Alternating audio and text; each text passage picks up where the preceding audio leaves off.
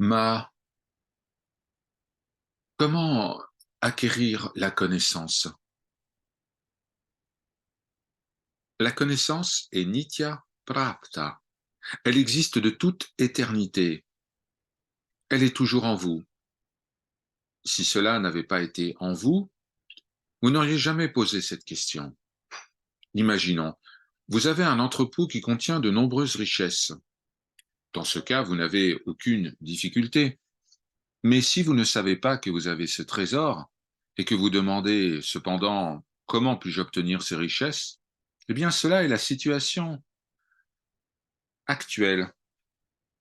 C'est celle que vous vivez en ce moment. Pourquoi demander une connaissance que vous possédez déjà? Eh bien, c'est du fait de sa volonté, de la volonté du Seigneur. Le Seigneur vous a donné l'inspiration de poser cette question. Pourquoi cette petite fille dit-elle que la connaissance est nitya prapta, qu'elle existe de toute éternité? Cette petite fille a dit depuis longtemps que vous êtes déjà Shuddha, Buddha, Mukta et Shashvata, c'est-à-dire pur, éveillé, libre et éternel. Vous êtes le soi. La pensée je ne suis pas cela, c'est de l'ignorance. Cette ignorance et ce voile d'ignorance qu'on appelle avarana, eh bien tout cela peut être enlevé. C'est comme des nuages. Les nuages semblent voiler le soleil, mais dès qu'ils disparaissent, le soleil brille aussi fort qu'auparavant. De même, l'ignorance semble voiler le soi, mais c'est temporaire, et une fois que l'ignorance est enlevée, le soi brille aussi fort qu'auparavant. C'est pour cela que les gens pratiquent le yoga, c'est pour cela que vous suivez les conseils de votre gourou. Alors, suivez ces conseils et voyez ce qui va se produire. Voyez comment vous obtenez la connaissance. Vous prêtez attention aux paroles du gourou uniquement pour obtenir la connaissance. Vous parlez de connaissances théoriques et de connaissances pratiques. Il n'y a que le Seigneur. Alors, toute forme de connaissance est déjà en vous. Vous ne le saviez pas auparavant, mais maintenant, vous avez compris. La voie de la connaissance, la Jnana Marga, est ouverte. C'est pour cela qu'il est dit Yatra Jiva, Tatra Shiva, Yatra Nahari, Tatra Gauri. C'est-à-dire, là où il y a l'homme, il y a Shiva. Et là où il y a la femme, il y a la déesse Gauri. Gauri est l'incarnation de Shakti, la puissance divine. Une femme est puissance divine et un homme est Shiva. Le Seigneur et sa création ne sont pas différents, identiques. C'est pour cela que les sages disent cela. C'est pour cela que cette petite fille dit que vous êtes déjà en possession de la connaissance. De même qu'un jeune enfant est curieux et demande toujours mais qu'est-ce que c'est? Et ça, et ça. Ces questions sont fascinantes. Et bien de même, vous demandez mais qu'est-ce que c'est? Pourquoi? Pourquoi voulez-vous connaître les choses? C'est naturel. Les sages ont dit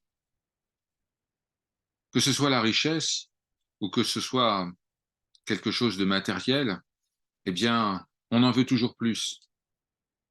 C'est vrai, non? Les gens veulent posséder encore plus. Ils veulent être les plus grands possesseurs.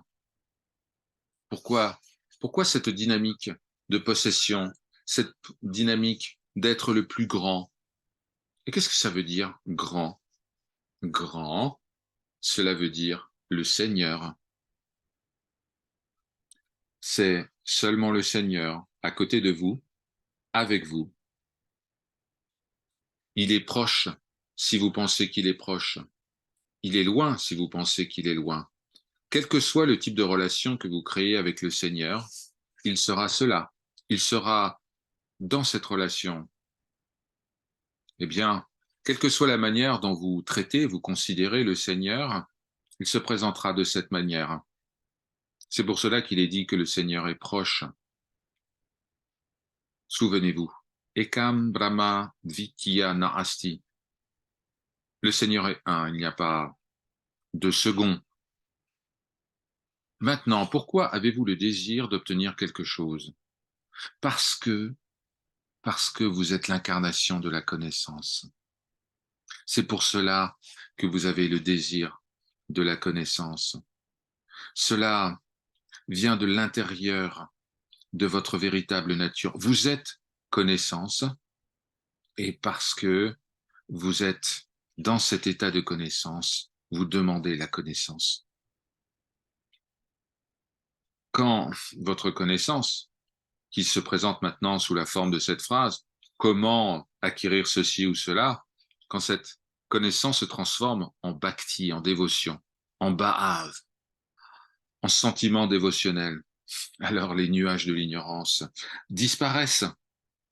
À la fin, quand vous devenez parfaitement stable et déterminé en pensant je dois me connaître est pure connaissance, eh bien cette connaissance sera manifeste. Et qu'est-ce que le soi qui est l'incarnation de la connaissance? C'est une pure connaissance où il n'y a aucune ignorance. Lorsque vous avez ce but, comment acquérir la connaissance? Eh bien, cela vous permettra, vous permettra de réaliser la connaissance. La série d'actions qui seront nécessaires pour acquérir cet objectif, eh bien, se manifesteront en vous. Bien sûr, il vous faudra suivre ce qu'on appelle le cap. Le cap que vous suivez, l'état où vous vous trouvez, la connaissance, tout cela est déjà en vous. Alors, ayez ce but de connaissance. Votre maître, votre gourou, vous indiquera les moyens avec lesquels vous pouvez vous rappeler que vous êtes pure connaissance. Rappelez-vous, justement, c'est le maître qui vous donne les moyens et qui vous dit de temps en temps, faites comme ceci. La prochaine fois, il dira, maintenant, changez un peu et vous verrez ce qui va se passer. Om Jaima.